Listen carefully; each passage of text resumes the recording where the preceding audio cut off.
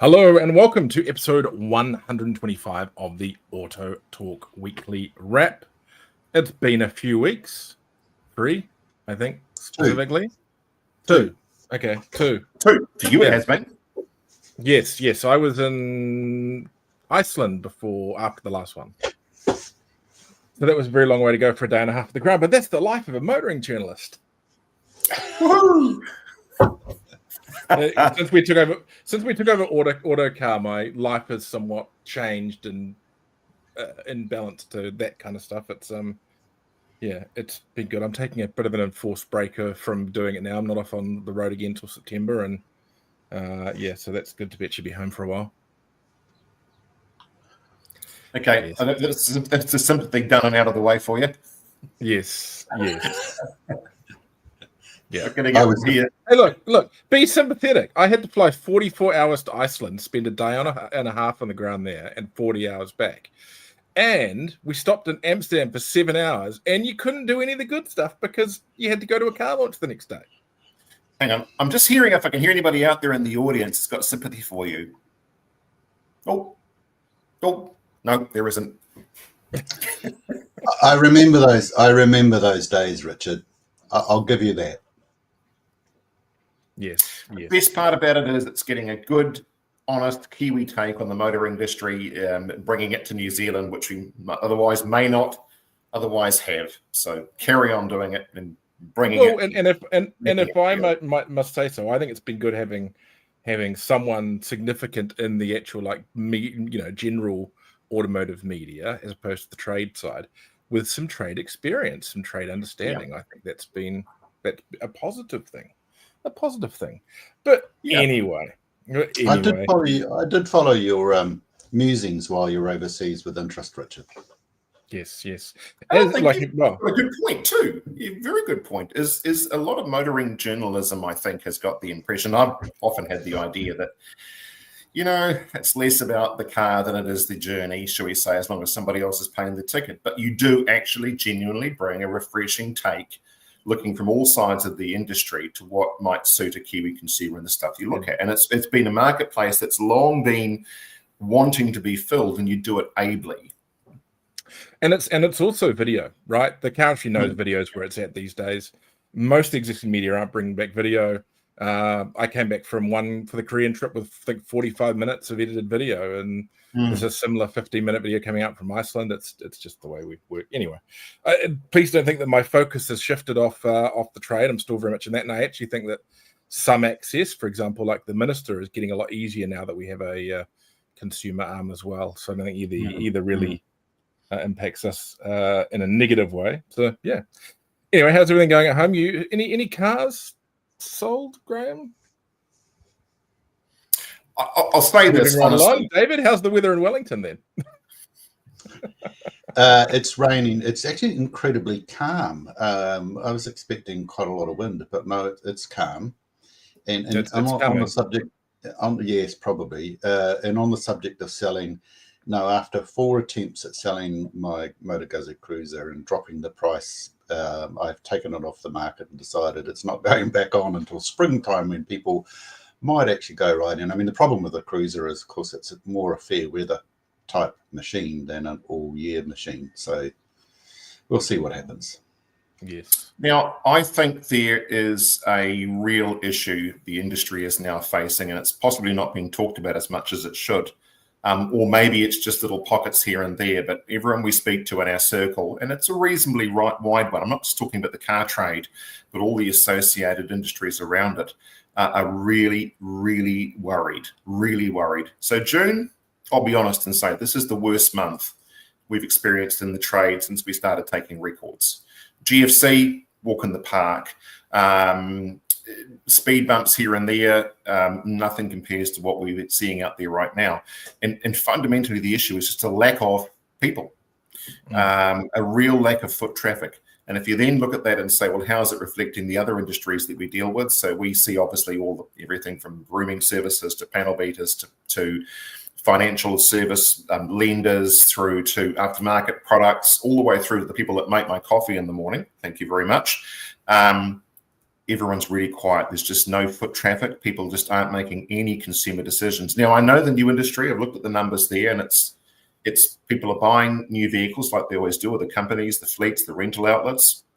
The used sector, I'm sure there are pockets that are doing okay, because the numbers aren't. It's not like the industry isn't selling any cars, but I think there's a real issue right now in terms of volume. Some of the guys I talked to haven't bought vehicles from Japan, for example, a couple of months or 3, haven't bought anything, because there's just no ability to buy it, either to pay for it or to land it or to put it somewhere where it gets here, because the stuff they should have sold in the last couple of months hasn't shifted. The stock on the ground is getting quite thin for all parts of the market, which is interesting. It's it's not just a case of low sales, but also low stocking. Now that's good to an extent now, in that people don't necessarily have as many vehicles ticking up on their yard, but at the same time, it's a concern they also don't have as many to sell. Yeah, but here's the issue. You can't replace them. And so if you've got to give away your stock right now to pay the rent, and I'm hearing a lot of that, people are just doing any deal at all to put money in the tin. All you've done is you've devalued the next car coming along that you would hope to replace it with, because you can't replace it for example, in Japan, for the sort of money that you need to make the next one work. So you've got to go, so the pricing model is constantly going up a couple of stairs in value. You get it here and you kind of come back down the stairs again to sell it. That can't keep working. You can't keep buying high and selling low. You can't keep doing that. You've got to have some sort of equilibrium in the marketplace. The New Zealand market for stock, if you look at what's available through the wholesale outlets, there's stock out there, but it's a bit thin on the ground, and a large part of it's controlled by the bigger outlets, and bless them for having those arrangements in place. And then the competition for the stuff, when you do find it, renders it almost unretailable if you want to actually make margin. So it's a real quandary. There's nobody out there that's buying very much. If they do buy it, they want it for the cheapest possible price, and then you can't replace the car that you've just sold with the money that you've now got. I do know from a couple of sources that for a number of brands, it was a very big. The last month's been very big. It was a solid field days. Yes. So that will release a little bit of stock into the market, but not a lot. So. I'm hearing much the same, Graham, as I do my rounds of the various motorcycle shops, for example. There's not a lot being sold, even new, but a number of them have been importing bikes from Japan, and even those, they're having to heavily discount to move.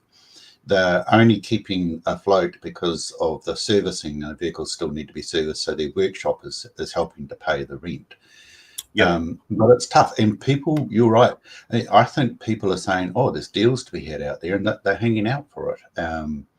And I do hear that the economy is meant to be, making a turnaround and starting to grow. I'm not seeing it in all sorts of measures at the moment. It's quiet. Foot traffic, even in clothes shops and shoe shops and all those sorts of retail outlets, it's still quite slow. People are hurting, and the comment that I'm hearing all along is that all of the factors that dealers take into account and they measure things by are far more severe than during the GFC and during COVID. This is deeper, it's longer. The fundamentals are more wrong than what those were. So it's going to take quite a while to climb out. In 2024, we kept saying survive till 25. It's turning into survive until 26. And I don't know if everyone's going to survive until 2026. No.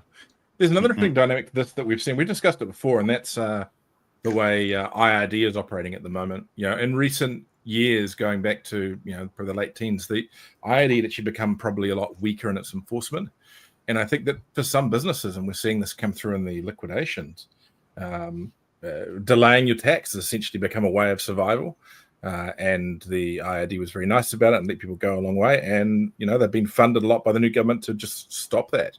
The government's decided that spending money on enforcement is, the latest budget they put into enforcement was $25-30 million, is paying dividends for them, and by a lot. And that, I think, is what's catching in a few businesses as well, where they may have been given some rope in the past. They're just not getting that rope anymore. That's probably for the better, but I think that's another factor we're seeing coming through. So that's happy news for a Friday morning. But I think the reality is, and if you're even watching this in the Beltway in Wellington with connections to political circles, it's bad out there. It's really bad out there. Get foot on the street and have a look for yourselves. And I'm not sure what I don't know what the solutions are. I'm not a solutions guy on this one, because let's face it, as the motor vehicle trade, we're usually pretty good at coming up with solutions to problems, aren't we? That's our business. I'm out of ideas. Anybody? It's not fixing the trade; it's fixing the economy, isn't it? That's what I mean. Yeah, and this government needs to start making some positive signs around what they've got coming for the economy, or ideas they have around fixing this economy. The time limit is running out where they can just blame the old guys about this coming along and this being a standard recession. So it's beyond the standard recession, and they need to potentially start making some moves to help lift the country out of it. I still have a degree of sympathy for the government in terms of what they're trying to do and the root cause. I kept saying quantitative easing is just a fancy name for printing money. And every time you do that, a day of reckoning comes.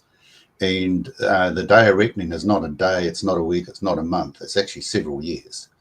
And the government's facing a dilemma. It's trying to spend more than it earns. And so what is it doing? It's cutting back on spending. Well, that's a negative reinforcement in terms of economic growth. But they can't keep spending beyond our means, because the cost of interest in servicing our debt is enormous. So this is not going to go away overnight. And in terms of the answers, everything is cyclical. It's not helped by geopolitical uncertainty either. And so a reasonable amount of what we face is imported inflation as well. And that's what you're facing, Graham. You're facing imported inflation because you have to pay a higher price for your stock in Japan. I was going to say, twist it around and say imported sentiment is a factor for us right now. And don't forget, in the used vehicle sector, I think we deal with a slightly different measure of the public, I suppose, than possibly the average new vehicle purchaser, whether it's a fleet or otherwise. Private vehicle buyers generally buy on sentiment. You know, they don't use the same sort of metrics that, say, for example, a small business might, or a company buyer, or a rental company, or a government agency that's looking at fleet replenishment cycles, updating for a variety of reasons. A lot of our sector people, it's almost like they wake up one day and they think, you know what, I'd like a replacement car. I don't like that one anymore. I've had it for a few years, or, you know, I've farted in the seats a few too many times. I'd like something new. It's sentiment. And right now, every single metric you use for sentiment is saying, don't do anything. I mean, it could be a war, there could be an outbreak, there could be, America could implode, the Middle East could implode. There's all these couldas. None of them are directly influencing people's daily lives. This is a really interesting thing. None of these things are directly impacting anybody's life today. But the sentiment is that it could. And so I'm not going to spend any money right now because it could. It's making them wary. We've got a very wary, worried clientele. Mm-hmm.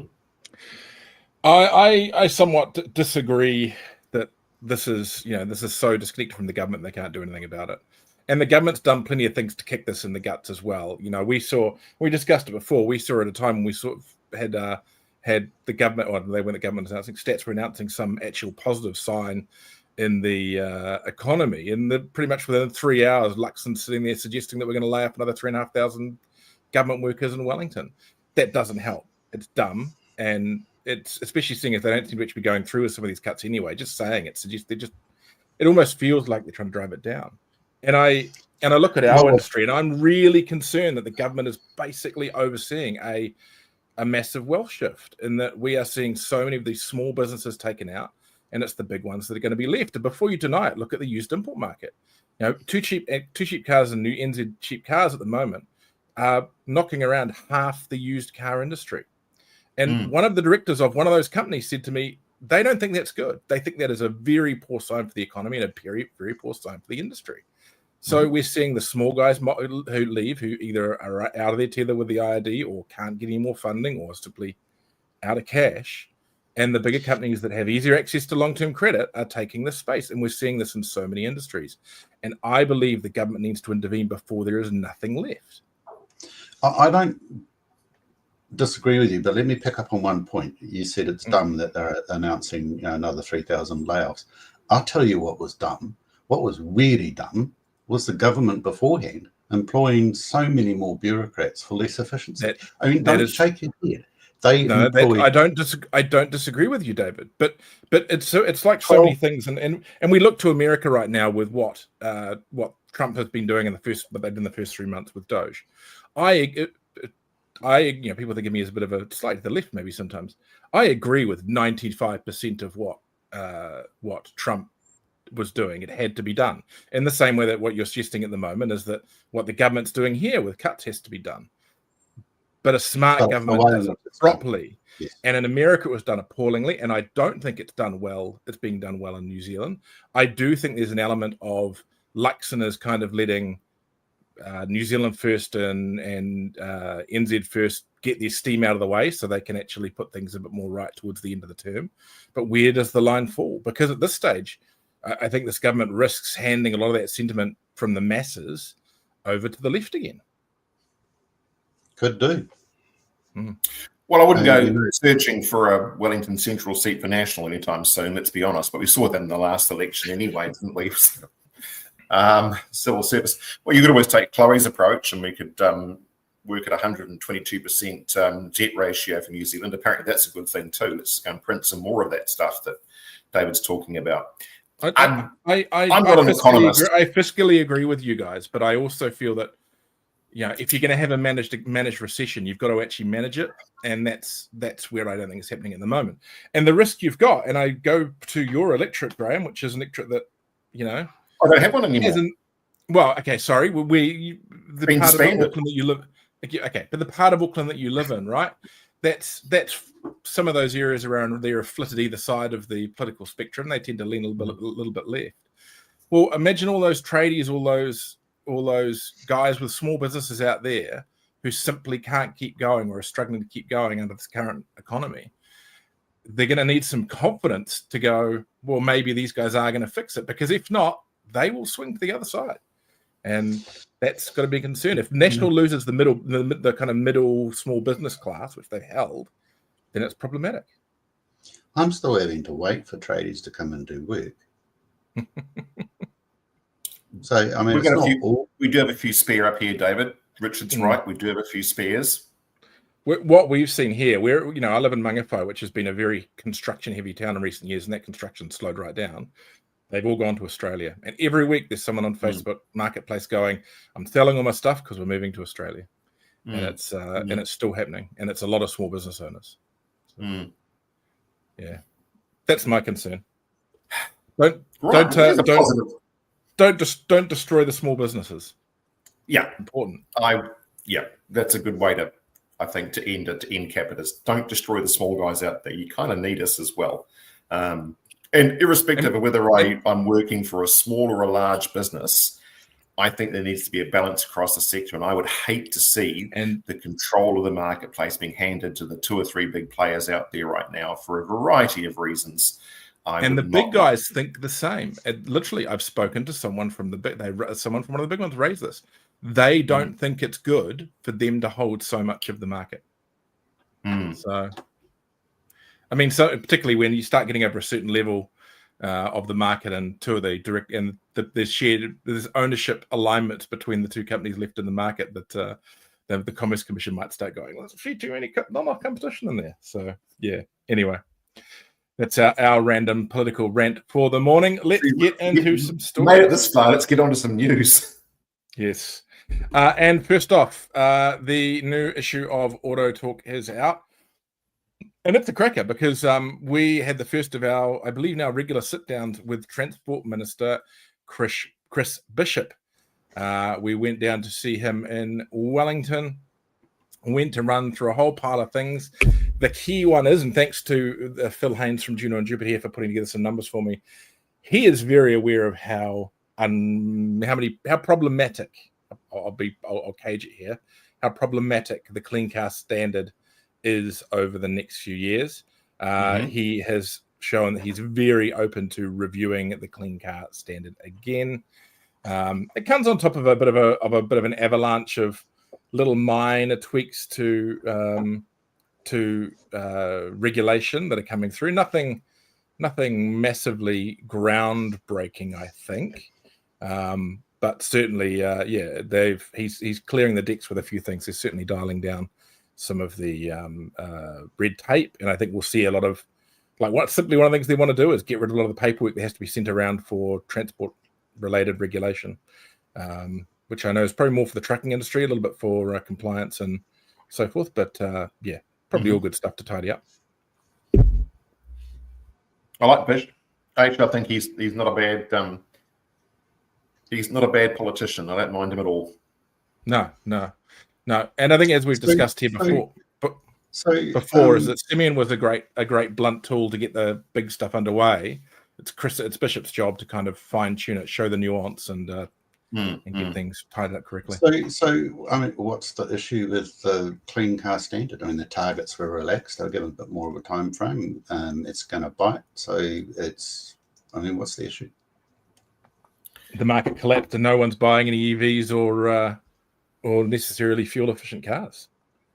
On current modeling, the thing we showed was in 2027 or 2028, one of the two. Even if we hit 30% of what they need as far as electric vehicles, which they're not going to, it's like $700 million in penalties.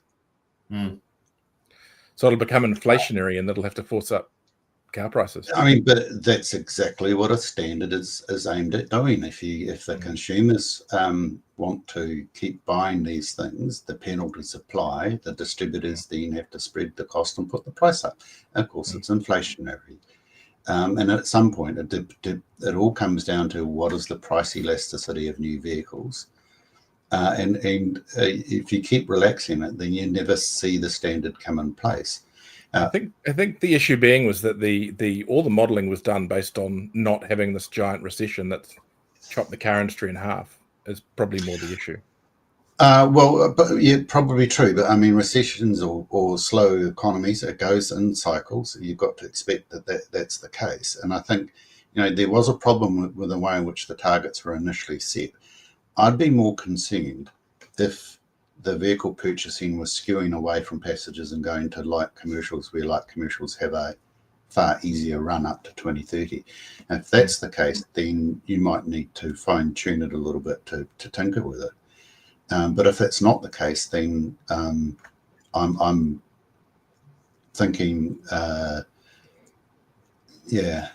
I mean, the new car sector won't like me, or actually the new and used won't like me saying it, but at some point it's going to bite. I mean, that's what a standard is there for. If you don't have a standard in place, then the people will just keep buying and the market fails. It all comes down to... I guess the line for the government is they probably want it to bite in a way that affects the industry a bit and the consumers not a lot. At the moment, it's probably heading towards the point where it's going to affect the consumers a lot as well. Yeah, I mean, it is a challenge with the standard because unlike the discount where the price and the effect of the price is really visible to the consumer, a standard it's not. And it's left up to the distributor and the importer, in the case of the used cars, to decide how they spread that risk. You either put it on each individual vehicle or you spread it across your stock. And it becomes less visible. But the point is, it will, if you don't limit your stock in a way that you manage that, then it's going to bite. I mean, you have a look at what Toyota's doing. I don't hear Toyota complaining so much. I could be wrong, but they are deliberately limiting the number of utes and other big cars because of the affordability and the price. They're lucky, though, that they have lots of other alternatives and they've got a very strong hybridization rate and acceptance. But they've been... Don't forget, with the standards as it currently sits, I think is it next year or the year after, things like basically anything above a basic Corolla hybrid becomes either neutral or fee pay. Yeah, that is true. Yes, and to be fair, back in 2023, Toyota realised that they have a problem come 2027. Yeah. So, be interesting. I'm not sure what he's going to mean by that. I'm sure, no doubt, that Amy and Greg would have read that and be firing emails towards the minister's office saying, "Let's talk." But we'll see. Bet your bottom dollar they have. Yeah, and obviously it was strategic of him to make it clear that was on the table. So good interview, and we'll go be back there with him in a couple of months' time. and we'll just touch on it while we go through just those key changes. So they've obviously announced some of these already, reducing WAF and cough frequency for vintage vehicles and motorhomes, introducing new safety requirements for vehicle imports. We understand that's some relatively minor technicalities. We're not talking anything about any great. There's brake rules and a few other things. Reviewing WAF and cough requirements for light vehicles. So our understanding there is what that means is certain vehicles that are on that bridge between heavy and light at the moment will be able to go with a WAF rather than a cough. So motorhomes, rental cars. I'm not sure. Maybe there'll be a weight band shift. Simplifying heavy vehicle licensing weight thresholds and freight permits. Enabling digital driver's licenses, removing physical label stickers, and allowing online theory testing. So you won't have a registration sticker on your windscreen anymore. They'll just do it off your number plate. Allowing e-scooters and cycle lanes, random stuff there. And then they're going to overhaul the vehicle regulatory system to streamline import requirements and align with overseas standards. I think that one there is probably the key one, cleaning up a lot of the system, a lot of the stuff where paperwork goes back and forwards, and making sure that it's, having to get a physical copy of something just to prove that a car that's very clearly Euro X is, so that is interesting to see how that goes. Motor vehicle spending lifts in May despite overall retail dip. Spending on motor vehicles rose in May 2025, helping offset a slight decline across the wider retail sector, according to new electronic car transaction data from Stats NZ. Motor vehicle spending, excluding fuel, climbed by 5 million or 2.6% compared with April, taking the industry seasonally adjusted total to 194 million. That matched March's performance, making it making it the joint highest monthly total since April 2024. Retail spending fell 0.2%. Fuel was down as well. So interesting to see. We keep seeing these numbers that say something's happening, but I'm not so sure. Well, and I think we're sort of past the days now where for a while all our registration figures for new particularly were based on sales that were made a year or two ago. As David was well aware, back in the peak industry crisis of a combination of COVID and semiconductor shortages and factory shortages around the world, with a lot of stuff, people were waiting, up to a year for their car. My parents-in-law waited 17 months for their new Corolla, for example. We're through that now, but there is still a bit of a delay between ordering something and actually receiving it. And I don't know whether we're still seeing a bit of a hangover there at all, are we, guys, around stuff that's ordered? And so the actual month that turns up, assembled, ready to go, and the batch that it's come in is of less importance than the date that the person put the pen to paper and said, I want one of these? I don't know. Mm-hmm. I think the big change that we've seen is in the new vehicle sector in particular is the lowering of stock levels and trying to go more to the order book, which then means you've still got to wait your 6 months for the vehicle to come from factory. They don't, and especially with EVs, they don't want to have large volumes sitting there because then you get into a discount. And learned the lesson on that one, didn't they? Yeah, well, it's exactly the same as what you were saying earlier. You devalue your next vehicle, so they're trying to. I'll chuck this story up now that's on AutoTalk, but you can read it on EVs and Beyond and New Zealand Autocar as well. And that basically they're doing the ID Buzz on and they're not talking about no volume with this car. They're thinking 200 a year, which for a people mover van in New Zealand is actually solid numbers. They're doing it on what they sort of cheekily said was a Porsche style system. So Porsche, you bespoke order your car essentially. What they've done is they've booked a certain number of production slots, which are just a plain vehicle. And anytime up to that production slot, a customer can be put on the order and can personalize their car however they want. But because they've done that pre-booked slot system, it's only, and it sounds like a lot, but this is actually not that unusual these days. It's 5 months from order to delivery. Well, up to 5 months from order to delivery. It's interesting to see the way they're doing it. They were quite clear. We just don't want to end up with a pile of cars like we did with ID4. So it's interesting to see that is how a lot of that stuff is working now. There are brands that are carrying a little bit of stock. I think more often than not, that's companies that want to be able to move that stuff for CO2 reasons or whatever, and maybe will discount it a little. Interesting to see that Toyota New Zealand has a lot of RAV4 on the ground in New Zealand, because I guess in case of too high a CO2, rip pull cord and sell RAV4. Yeah, it's interesting to see how some of those guys are working at the moment. Yeah. What do we think of the ID Buzz? I like its looks. Yeah, I like its looks.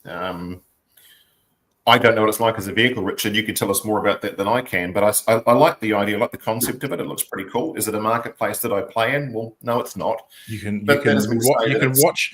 watch my opinion of the vehicle on either New Zealand Autocar or EVs and Beyond at YouTube channels. It was a nice little segue that way, wasn't it? Price point, Richard. What's the approximate price point? Starts at 130 grand. Oh, ouch. Okay. Hear them out, right? Hear them out. A equivalently specified Kia EV9, which does most of the same things, but as SUV, is about 135. A Mercedes-Benz EQV, which is their equivalent diesel van, but in electric form with the same seats, with not as much range, I don't believe, is 166,000. So in the context of what is around them, it's actually not terrible. Remind me the range of the Volkswagen. About 400. Yeah. Well, it's clearly not a place that David and I are going to play any particular time soon. But Grayland family with a antiques business, straight in there. Straight to go and order your soy latte on the way through. Which is the reality, Not everyone's going to buy every car. There's a market for things, and I suspect the people who are going to buy it are people who at the moment might have an Audi Q7 or might have a Tesla Model X or in the van size, like the French patisserie or something in Ponsonby, businesses where they have a reasonable margin, because a lot of it comes down to branding.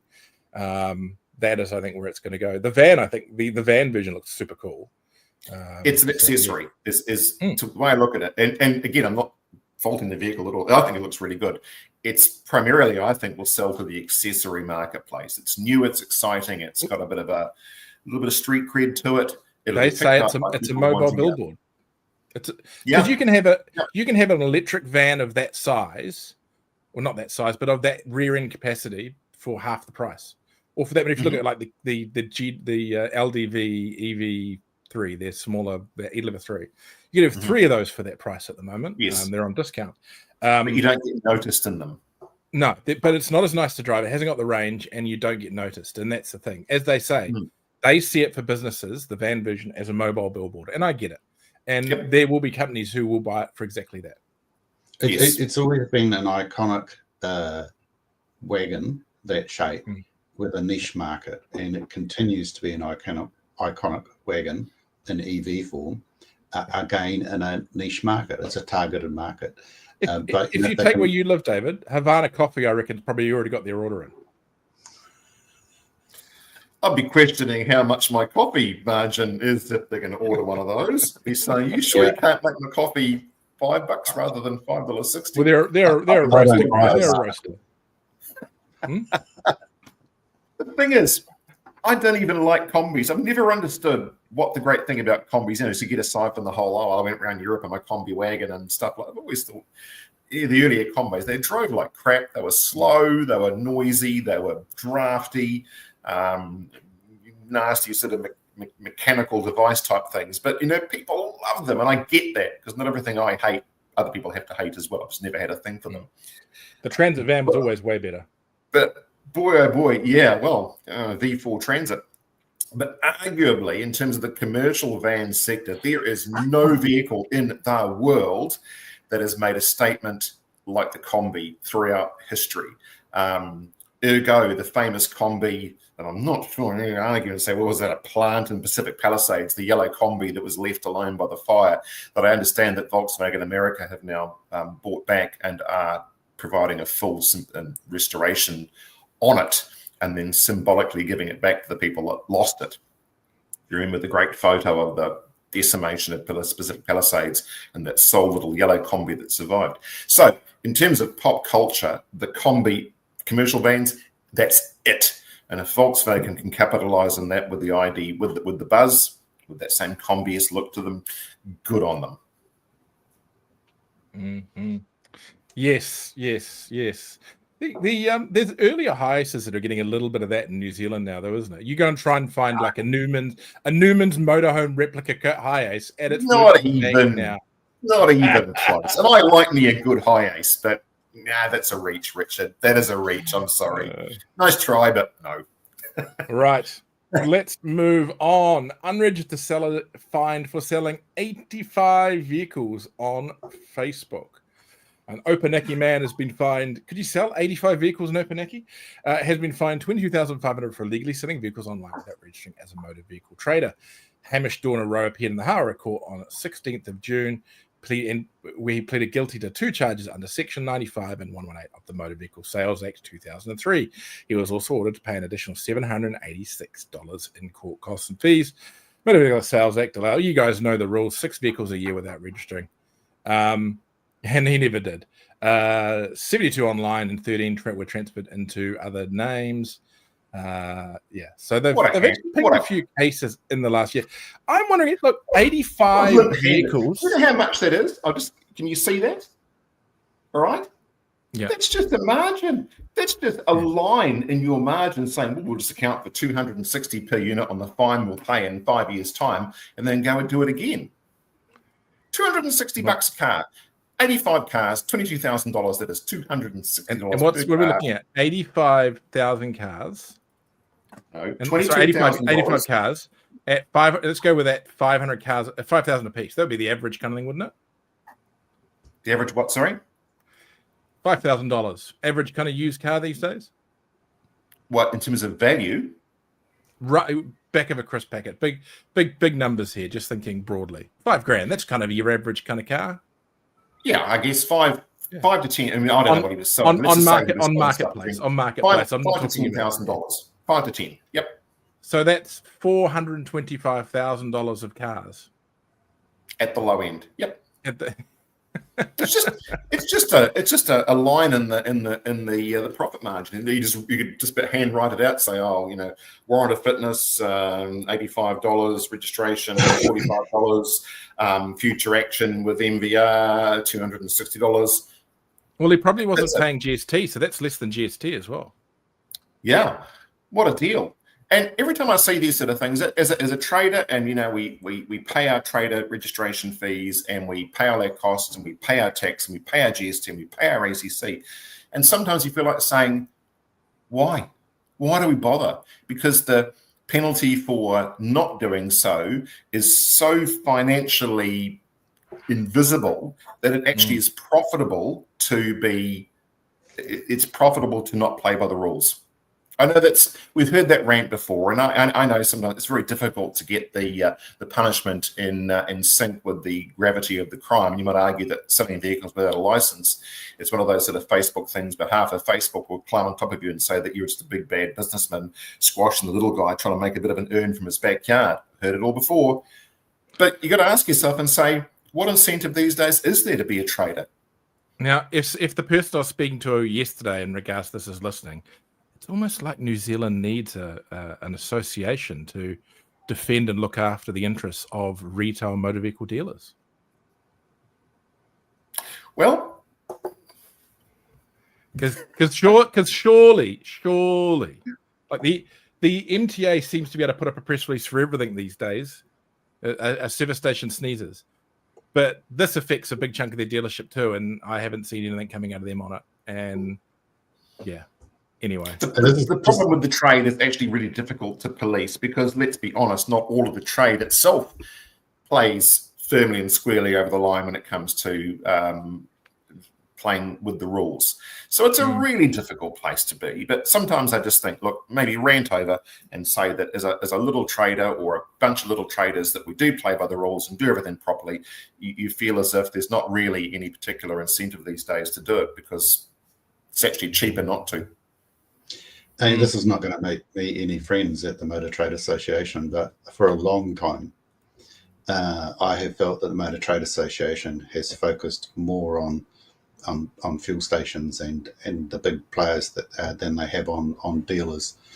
And oddly, there was a time when probably about 12 years ago when a lot of the used car dealers left the Motor Trade Association because they got so disillusioned with it that about 80% of the dealers were new vehicle guys, but they didn't even focus on the new vehicles. They still tried to focus a little bit on used. But it was always, to me, it just felt like a bit part rather than a mainstay. And the Motor Trade Association, it really needs to focus on the garages and the dealers, because there are a lot, the repair service side of it, there are a lot of issues that really need to be worked through. And I agree, Graham. Somebody's got to go out there and start ratting out these people who are rorting the system. And because unfortunately, when they do get found out, the fines are meaningless. Sure, 26K, it hurts in one hit. But 26K against 480 at the lower end, okay? Well, like I said, if you were listening to this and you had a mind that maybe time was just to sort of get yourself off the yard and go on Facebook Marketplace, you'd almost be thinking, I'll just set up a second little account with the bank or a trust account, and I'll just put 250, 300 away of every single car. Call it my sinking lid fund for reconditioning in the future, and just stick it away. When the time comes, bang, pony up the fine. Because what are they going to do? Take your license away? Right. Now, used car importers director ordered to repay $1 million. A former director of a Wellington-based used car importer ordered to repay more than $1 million to liquidators after running the business into insolvency while spending company funds on personal entertainment, including golf and dining.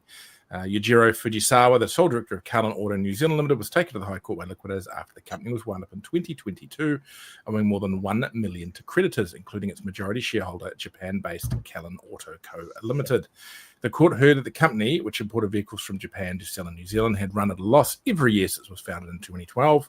Despite mounting debt, Fujisawa continued trading, at times failing to pay for cars supplied by the parent company, and transferred more than $255,000 from the company's accounts to fund golf, bars, restaurants, and other entertainment expenses. According to staff, Callan Auto Japan eventually placed the New Zealand subsidiary into liquidation after Fujisawa resigned in 2020 and ceased cooperating. The liquidators found the business had no assets, no cars in stock, and incomplete financial records. High Court Justice David Johnston ruled that Fujisawa had breached his duties as a director and run the business in a manner that was likely to create substantial risk of loss to its creditors. He ordered Fujisawa to repay $1 million. Anyway, I get the full number. But yeah, it's look, not much we can say about this really, but it's more red flags than a Pamplona street festival. I read the story, and I know there's only so much you can say about things like this, particularly when they're involving a liquidation and potential legal challenge. But I've got to ask the question and say, at what point in time during a process that's clearly been going on since 2012 does somebody go and look? Yeah, the question you got to ask is, I mean, there were periods during those years where I don't think you could run a vehicle importation business at a loss. Like, look, probably more years than not, but there were certain years there where the market was absolutely booming. So yeah. Was this the guy that sheeted up a whole lot of costs playing golf and dining? Yeah. There's more to this story than we probably are seeing, to be fair, and we probably will never know. But I just come back to that central point and say that in terms of either red flags in the beginning or oversight or a bigger picture to this that we are not privy to, we probably never will be, I would suggest there is more to this story than meets the headlines. Undoubtedly, and I think I've only got two comments. One is I think it's good to see that a fine has been imposed for gross negligence, because on the face of it, it's not a fine. It's not a fine. That's just repayment to liquidators. Yeah. Sorry, repayment. Sorry. Is he resident in New Zealand currently? This is going to be my second point. Yes, I don't actually know. My second point is, irrespective of whether he's resident or not, the liquidators often have difficulty getting money back in any case. And notwithstanding the legal court proceedings and the direction from the judge for this to be paid, the chances of it being paid, I think, in my opinion, seem to be pretty small. Yes. Just trying to quickly do a little bit of research to see if he's still running around. Yeah, hard to tell. Well, the article didn't make any mention about whether he was actually, Fujisawa was actually present at any of the hearings or had been located by the liquidator, other than he did enter evidence, so he was at least in part involved in that. But yeah, right. On to the next story. Inchcape and UDC join forces to launch branded vehicle financial services. Inchcape New Zealand is in today a white labeling finance partnership with UDC Finance, giving customers of Subaru, LDV, and KG vehicles access to their branded financial services through dealerships nationwide, not to be confused with the company branded financial services. The deal sees the launch of Subaru Financial Services, LDV Financial Services, and KGM Financial Services. Basically, Inchcape's partnered up with UDC to handle their finance side, which is great for both those businesses, I suspect. It's a strategic alliance, I think, because Inchcape hasn't got deep pockets, not in New Zealand anyway. And UDC is a very big company, and can offer economies of scales in terms of the way in which they manage the finances and things. So I think that's probably a pretty clever move. And I think prior to that, but prior to this purchase by Inchcape, LDV and SsangYong or KGM's lending was handled by an MTF franchise owned by the distributors. So, I guess they would have to unravel that. They probably already had, but good that they tie something up further. FSF marks 60 years of supporting the lending sector. The Financial Services Federation, the voice of New Zealand's specialist lending and fleet leasing sector, celebrated its 60th anniversary with an event in Parliament. Attended by members, ministries, and industry stakeholders. Commerce and Consumer Affairs Minister Scott Simpson addressed the gathering, acknowledging FSF's invaluable contribution to the non-bank lending services industry, which now supports over 1.7 million New Zealanders and represents a $20 billion market. FSF began in 1965 as the New Zealand Finance House Association, now counts 99 members. God, I got to avoid using a rap line there. Including motor finance arms, Toyota, Nissan, Honda, BMW, Mercedes-Benz, and consumer lenders like UDC, Finance, Turners, and MTF. Not very much for that. FSF is an organization that's relatively quiet to dealers, but does an awful lot for you. And certainly, I know their work around the lending rules. A lot of the reductions and impact from that we've seen in recent years has been 90% down to the work of the FSF. Lynn and her team do a great job.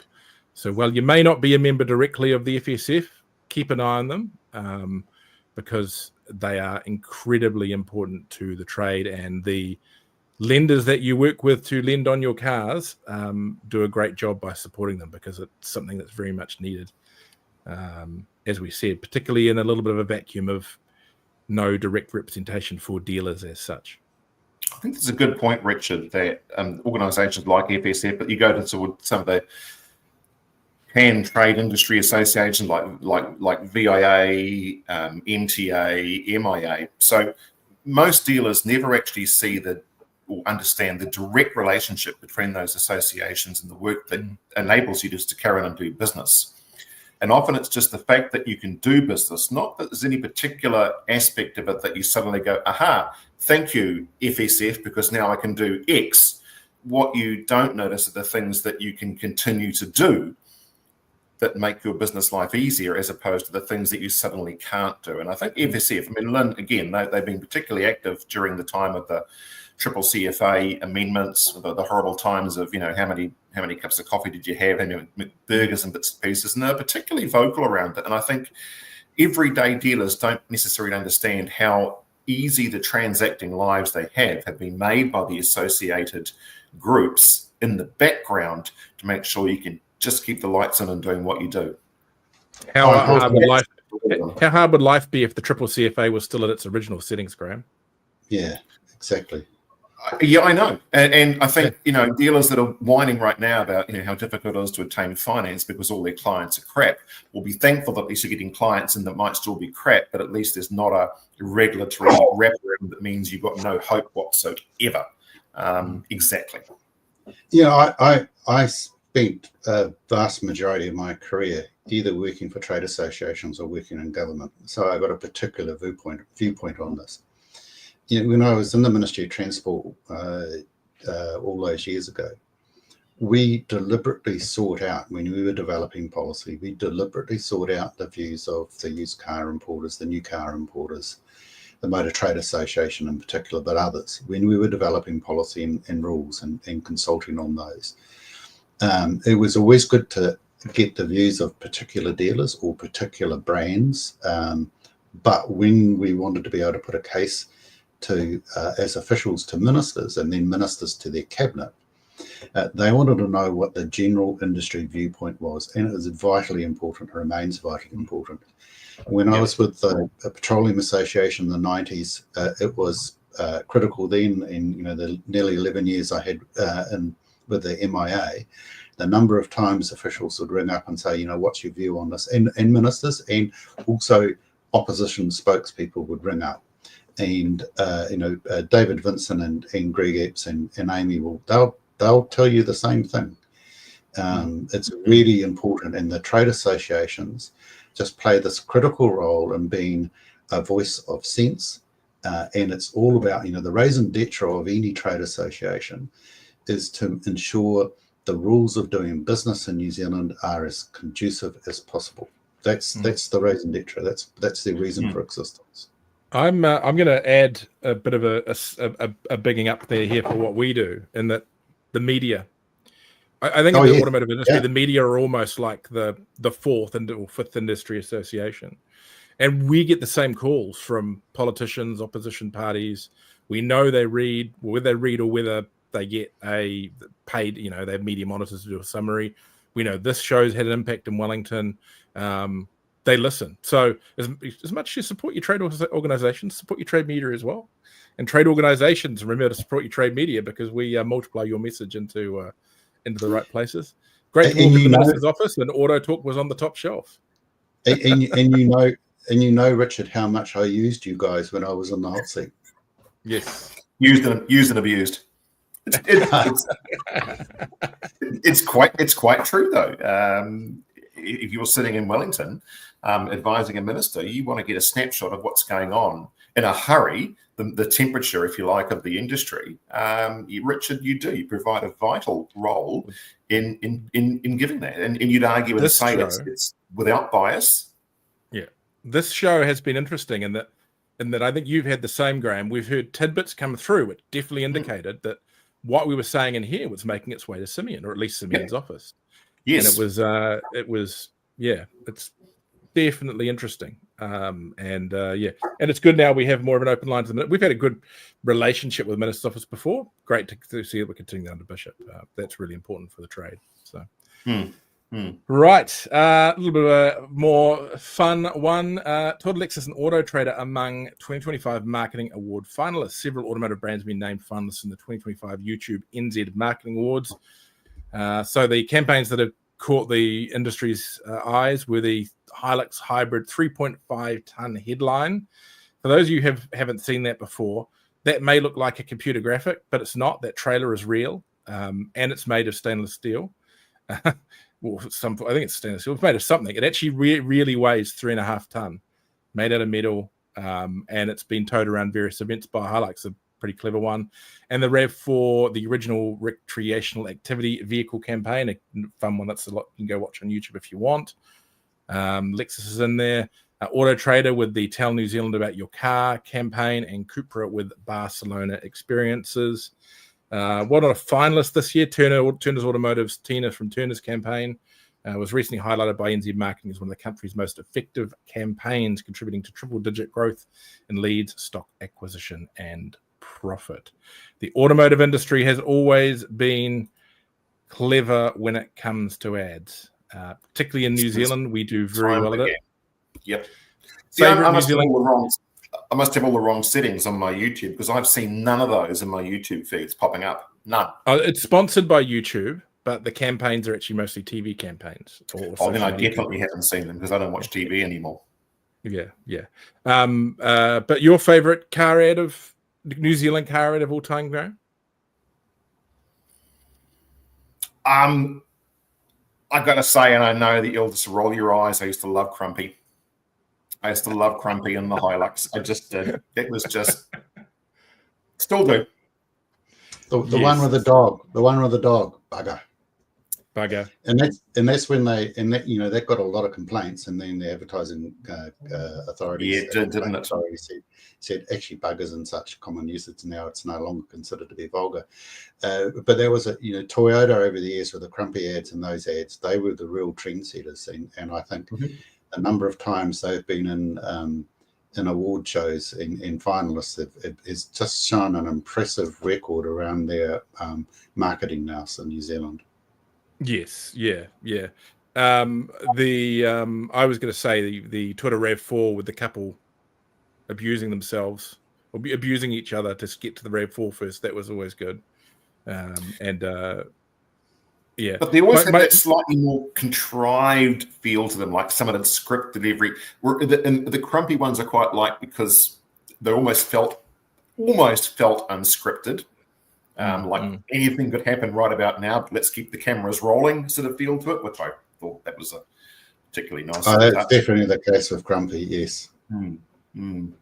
Just keep filming it in place. I don't know. I think they were pretty well scripted, those ones. I'm sure they were. This is going to be a throwback to original listeners of the podcast, but aside from that, I think the best car-related ad ever in New Zealand is one that we went through on multiple episodes early on in the show, and that's the KFC ad where they ate the Ford Sierra. Yes. But it's not on top of my list. But I know. No. It's not a car. It's not an ad for cars. It's yeah. For that. I mean, look, we remember the funny ones, don't we? And Twitter's kind of the main one that does the funny ones. I got to give Mitsubishi Motors some credit. They do a lot. They do probably more New Zealand-made ads, I think, than anyone else, and they make them.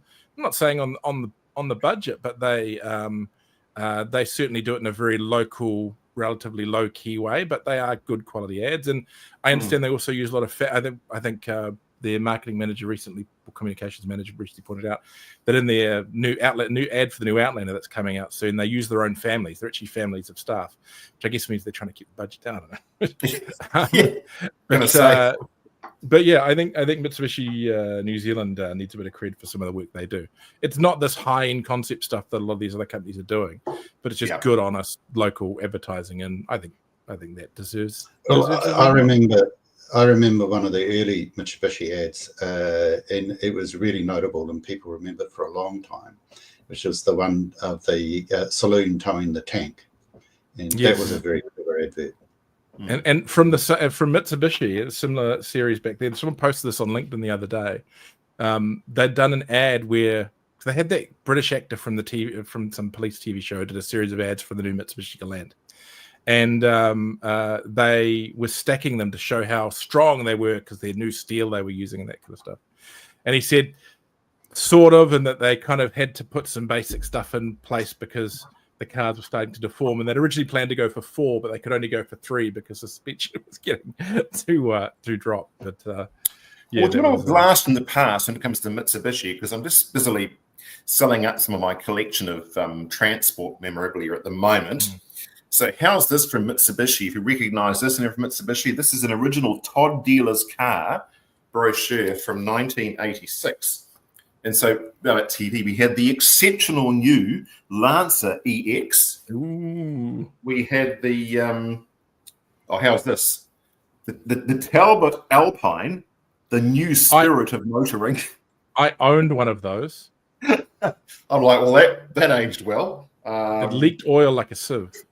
The Mitsubishi Galant Sigma, elegant performance. Pity about the fact that the rust got there before the oil dripped down. Or the Mitsubishi Celeste, the sleek performance sports saloon. That's pretty sweet. Yeah, I had a Celeste once, probably. Or this one, which is really the poor man's ad car, which was the Chrysler Avenger, family-sized and value-packed, which means it's just cheap and nasty. The other thing that popped up the other day, that was like it was 30 years or 35 years from the end of sale of the century. Yes. Yeah. And of course, that was famous for having Mitsubishis, but particularly Protons in it when they were being sold by Mitsubishi. Mitsubishi New Zealand. And he's like, he thanks Mitsubishi in his closing lines of the show when the show was running down. It was a massive big marketing thing at the time. And I remember as a kid being all excited to see what new Mitsubishi was on sale of the century that night, which is such a that's a win for a brand, I guess. So yeah, and to remember it 30 years later. Right, couple of last stories just to knock through. Turners Auto Retailers announced a 6% increase in retail vehicle sales for the 2025 financial year in a market that declined 6.2%. The company also continues to expand its footprint, now with 33 branches nationwide. The results were celebrated at the company's annual awards last night. Well, this was annual awards night last week, I think. Part of a 3-day national conference for their staff. The Supreme Award went to the Whangarei branch. Turners Auto Retail Chief Executive Greg Hedgepeth presented the award to the branch dealers who accepted it. Branch leaders who accepted it on the team's behalf. Our teams have truly cranked through a tough market this year by leaning into the challenges and working hard to overcome them. Graham, why is Turners able to sell cars in a market where other people seem to be struggling? Is it people go for the big brands like that for confidence in troubled times, or? Yeah. Yeah, I don't want to put a negative slant on this because they're competitors. So I'd sort of choose my words carefully here. But yeah, look, they've got a huge brand profile. Thank you, Tina. Huge brand profile and lots and lots of sites, a huge amount of stock, predominantly still New Zealand new stock. So they haven't really gone too hard into the import sector recently, although they're buying a bit. And for whatever reason, that volume model, it's like it just keeps on gathering momentum. The bigger you are, the bigger you get, the bigger you get, the bigger you are, and on it goes. And I won't go into whether I think that's good, bad, or indifferent, but you've got to argue. You couldn't argue with that. It's not a household name when it comes to where could I go to buy a car or where could I go to sell my car. I mean, kudos to marketing.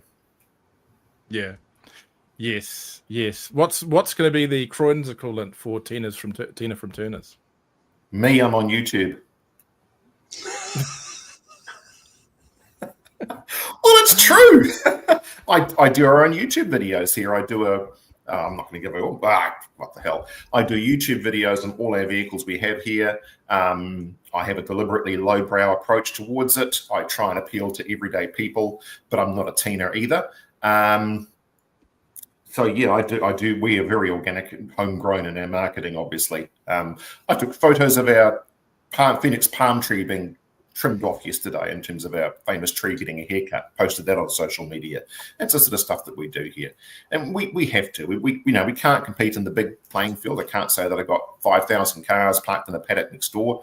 It always irritates me as dealers say, over 500 cars to choose from. And you go to the yard and there's 40. And a man with a screen that says, well, I couldn't buy this from Japan for you. So I don't go any of that sort of fancy stuff. Right. Yes. David, I mean, do you tend to lean big brand when it comes to your cars, or are you? I tend to be more specific about what I want and then see if I can find it. So, for example, when we bought the Subaru station wagon, we wanted a station wagon with a certain, we wanted it to be 4-wheel drive, so that linked us to sort of looking at Subaru. So then I went shopping, and then when we decided to sell it and replace it, we wanted to go back to a Skyline. So we then went looking for that, and fortunately found a really nice 60th edition one at a doable price. I wouldn't say it was a cheap price, but it was doable for us. So yeah, and over the years we've we haven't bought on whim. We've bought on what we think we want and why we want it. Mm-hmm. To be honest, though, that the one comment that I will make about it is that we have tended to buy used import vehicles as opposed to new, on the basis that you get a better value for luxury in terms of with the used car. There is some risk associated with how it may or may not have been run and serviced in Japan, but you just give it a really good service on entry and then keep it well maintained. We bought our last used car from Turner's simply because, it was the cheapest appropriate car, but it was easy. They're very good at their systems. I did not physically see the car before I bought it. I know there were, there's customer managers there that you can be reasonably trustworthy on. They've got good systems if it goes wrong. The signing was all able to be done digitally. It was literally a bank transfer to a safe end. It was just easy. So now, Graham, I've had ChatGPT invent your equivalent of Tina from Turner's. I suggested that it go in line with the show, the theme of the show, Outrageous Fortune, because I figure that's pretty West Auckland. Here we go. Hang on. Let's see if I can get this to work. What are friends for, eh? Well, exactly. Right. Prepare yourself. Okay. Meet Cheryl from Croydon's.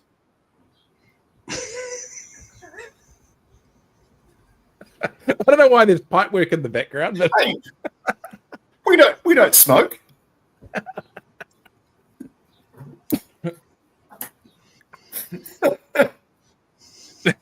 Okay. You've had that customer drive in, or at least you've watched her drive into the Holden dealership across the road. So the theme for Croydon's is only you knew. If only you knew. Sorry, David, go on. Now, I have a question for you two to pose you for the wider audience, and this is a scenario that's just popped up that a friend's asked me about. I'm not going to mention names or the brands involved, and I stress before I tell this little story, no one's at fault here, but it's just an interesting quandary. A friend of mine has purchased a New Zealand new vehicle. It's a couple of years old, but he purchased it privately from the original owner. The original owner sold the vehicle to him, private transaction. It came with a manufacturer warranty with another year still to run on the manufacturer's warranty, and the warranty is transferable. Vehicle's got an issue, and it occurred not long after he purchased the vehicle from the private purchaser. The first thing I said to him was, "Oh, boo-hoo, I'm really sorry you bought it from a private person, not a dealer who had a problem. Sucks to be you." However, he has a problem with the vehicle. He's taken it back to the main agent. The main agent, it's an issue of moderate significance, but it hasn't crippled the vehicle, but it clearly is a problem ongoing. They can't fix it. They've tried everything in the service centres. They've gone through every potential, at least as far as they can tell, scenario to try and fix the vehicle, but they can't fix it. Now, it has a manufacturer's warranty, but he has not purchased it from the manufacturer's agent and not purchased it from a dealer. It was a private transaction. And so the question he now has is, if they can't fix the car under the warranty, what is their obligation around replacing the vehicle? Because they're not the seller of the vehicle. They weren't the seller of it. They provided it originally, but the original consumer has not made a complaint. It's all been done through this third-party friend of mine who purchased it. It hasn't got to that point yet, but if they can't fix it, but the vehicle still operates... You need to give us some more detail. What do you mean they can't fix it? What is not fixable? It's a noise, and it's a noticeable noise, and it's in the drivetrain. It's probably in the transmission, but it may not be in the transmission. They have replaced the transmission in the vehicle, and the noise is still there. And now this is a reputable brand with a reputable car that you would not expect to have particular issues with. I'll ask a question. You can hear the noise? I haven't heard this personally. Okay, so this is just it's a scenario put to me by a friend of mine, and he literally popped in this morning to come and say hello and talk through, what can I do? So my read on it is that they have no CGA obligations to them, so there's no automatic. Car is not a substate of correct. Yeah, there's no default application of the law from that perspective. The question then comes: what is not fixable, and where does this cross? Do they acknowledge there's a noise there? Do they acknowledge the problem? Yes. If they acknowledge there's a noise there's a problem, then they've got to keep going and fixing it until it's fixed. Where you get into some of these cases, which is funny, you get the person who says there's a noise in my car, and I don't like it, and they go, well, what noise? Or that's just normal. And then you go to the tribunal, and it's usually a case of the adjudicator goes, well, that noise is normal, or that's not. But you don't really have that in this situation. This is not that scenario, okay? This is, and again, this is more just well, what would you do? As I understand that the noise is both noticeable and it has been acknowledged by the main dealer's agent. They've been out for drives in the vehicle. They just can't pinpoint. They've been through everything, but it's not normal.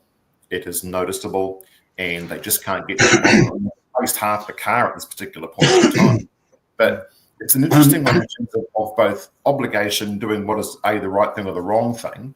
And I said to my friend, look, first of all, why the hell didn't you come and buy a vehicle from me, or you bought a vehicle from a dealer? I could have pointed you in the right direction. He said, oh, well, it was a good price, and I've spoken to the people about it, and they had no problem with it prior to selling it to me. I'm like, oh, really? So my take, Graham, is, and I'll address your question, Richard, about why can't they fix it. That the dealer's agent or the agent has spent some money on it and it's doing some stuff is a good sign. But at the end of the day, they can only go so far, and then they say, well, we just don't know where it is. They only have two options. One is to replace the vehicle, and then that's going to be up to the goodwill of the manufacturer, because they don't have any other comeback. And the warranty is transferable, and they're presumably doing this work under the warranty. But that will run out at some point, and when it runs out, the current owner doesn't have a lot left to go on. Either they put up with the noise or they keep trying to pursue it. And at the end of the day, the only thing they've got left is to go to the disputes resolution. But then who are they disputing it with? The private seller? Because that's where it's been transferred from. Well, it becomes a contract issue over the wording of the warranty. And I'm sure the wording of the warranty probably has an out on this somewhere as well. Well, there's got to be a limit. They're using this, but they're using their best endeavours to try and track it down. But they're not bottomless pits, and then they're going to say, "Well, what is this noise?" The line of it's going to be, what is it? Can we find it, or are they just not willing to do everything within their power for financial reasons to replace it? It's hard to know without all of the details. Yeah, I think you as an experienced Graham need to jump in the car and take it for a drive. It makes a big difference. We may well get to that point, although I also don't necessarily want to act as an advisor in this particular case. I do stress that, as far as I understand, at this point in time, all parties involved have done their level-headed best to try and find a solution. And you know what? We've had cars in our time that we've had a problem with that we just have not been able to fix. I've got one right now, actually, that we've owned for the last 2.5 years now. We cannot fix the problem with it. We'll never sell the car. We're just hoping that one day we actually figure out what's going on with it to solve it, to hit it off to auction or something. But if they bought the used car, the car new from the distributor or from the dealer, I would suggest if they can't find it, I'd say you were heading towards a buyback situation. It wouldn't be a rejection situation; it would be a buyback situation. But whether they'll go to that extent with this, it would still have to be a buyback. It would have to be at an agreed market value. Yeah, but the question has to be what the fix is. Yeah, a rejection usually only comes in place when there are multiple problems, not single. Yeah. It's an interesting one, but it as an illustration, I put it to you guys because it was sort of fresh in my mind, but it was a real quandary. I'm thinking, well, actually, if they haven't sold the vehicle, it's been through another party first of all, and so it was a private transaction. What rights do you uphold, and what rights have you been released from when you purchase it privately? Well, the warranty itself is transferable. The vehicle transaction is not from the main agent that sold the vehicle. It's a very It's also worth checking. People should always check too. Just because a warranty is transferable doesn't mean all of the warranty is transferable, and often there'll be layers to that. You'll get a certain amount of your coverage will carry over a certain amount won't, and there's also caveats around meeting service standards, around usage standards. What's the car used for certain purposes? That can all have impacts on it. Because you leave from the manufacturer's point of view, they lose line of sight when it goes through multiple hands, and that's the challenge that they have to face. I don't disagree, David. I think this is part of the problem. It really is. Yeah, I think one of the points that you're making out, this is a risk that you take buying privately. And you know, I've got my own personal antidote. You know, I've just bought a motorbike privately, and it's got a problem, which was not disclosed by the seller, and it became blatantly obvious by the time. Yeah, exactly. My approach to it for our vehicles is lately I've just been buying affordable Chinese vehicles with horrendously long warranties. And say what you will about the quality of Chinese vehicles, it doesn't matter to me right now. No, not if it's got I've still got years and years of really good warranty left. If you got a good long warranty, that's exactly right. Yeah. The only thing I'll say to that, Richard, and it's not a slight upon the cars that you're buying either, so just make that perfectly clear, is a warranty be damned if you're out of your car for 2.5 months waiting for parts for them to fix the car in the first place. Now, and I've heard some horror stories around there right now about vehicles that have taken even longer than that to fix, or it's in this week, but they fixed the problem. In fact, there was a story in your very August publication not so long ago about a vehicle that was sold brand new in New Zealand. It's not named names here, but it had a litany of smaller issues, all of which are covered by the factory warranty, top mark to the distributor for sorting out all the bits and pieces.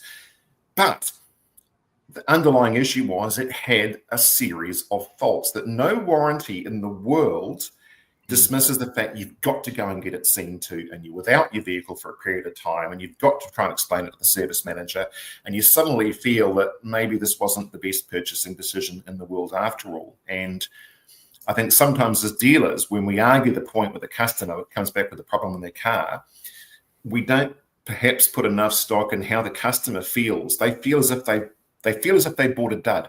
It might be a squeaky bolt, or it could be, it could be the most smallest of problems, but some of the customer feels as if not only have they been sold a dud, but they themselves have made a bad decision. And nothing gets people's blood boiling more than the simmering resentment in their mind that they might have made a bad decision to buy that car, even though the problem is minor and can be fixed in 10 seconds. The people think, I'm not very good at buying cars. The car in that story, we own the same car, and we have had some of the similar issues, but they are all incredibly minor and pretty much all handled at warranty with zero cost and loan cars provided. You do get, and that happens with all brands. Look, you can go. I've heard stories of, and not to name brands, but Toyota having minor issues on some vehicles. But the key thing is they get fixed. That's the whole thing with having a new car. And most new car dealers are pretty good to schedule you in for a car and blah blah blah. Yeah, but I get what you're saying. The issues of my vehicles will be the problem of the used vehicle market once we've well and truly flogged them past the warranty phase. So don't come knocking at my door. You know the one car we have zero issues with. Our 2016 Mitsubishi Mirage, the Mirari as it's called in the fleet. Oh, yeah. 3 cylinders of Fury, a rubber band transmission, does not break. It just goes and it goes and it goes and it doesn't. There's not much in it to break, Richard. Yes. It's like a plain pack cake in a box bought at the supermarket. You just add your own icing on top. But by God, it's a simple cake. Yes. We've got a second version of Cheryl from Croydon's. Oh God! No cigarette this time. Oh, okay. Oh, the box wine. Yeah, well, we're getting close. Anyway, last story very quickly. New Pukekohe Toyota dealership. They've opened a new facility out there. Looks really cool. We've got a great story. It's actually in the magazine as well as on the website, where our journo Robert went out and spoke to them about what they're up to. Was a plumbing store. So unique development there. Lots of lifts. Twitter obviously is going to be pretty big in Pukekohe. Ali Guys is the MD out there, and they've got a really cool story. It's a family dealership, etc., etc. So yes. I know the region well. I'm a Waiuku boy from, as you know, I've still got property out there, and it is kind of Toyota country. It's a mix of rural, and it's so everything from market gardens to rural through to a really healthy employment sector with the steel mill and bits and pieces too. And yeah, they do like their Toyotas. In fact, the chap who leases my farm, he's a Toyota Hilux through and through. In fact, he's watching the show right now. I hope he isn't. But he could just about be a slight version of Crumpy when it comes to his attitude towards many things. And you guys country. Last time I was out, there was about 3-to-1 Rangers on the main street. But yeah, I get what you're saying. You guys getting a bit of lightning up there at the moment. Is you both blacked out temporarily and came back? Oh, okay. No, we never disappeared. No. So yeah, on. Yeah. We're just talking to T-Word again. As we got to the end of the show, I've had a companion all morning who's swiping, fidgeting, but sitting on my lap. Nice. Down in here at the moment, they probably found a heater somewhere. So. Little Rosie, Ruby. I mean, hey Ruby, famous. Yes, yes. Right. Anyway, that is the longest episode in a very long time, but good to be back. And I actually think we can probably do another one next week, crazily. Let's see how we go.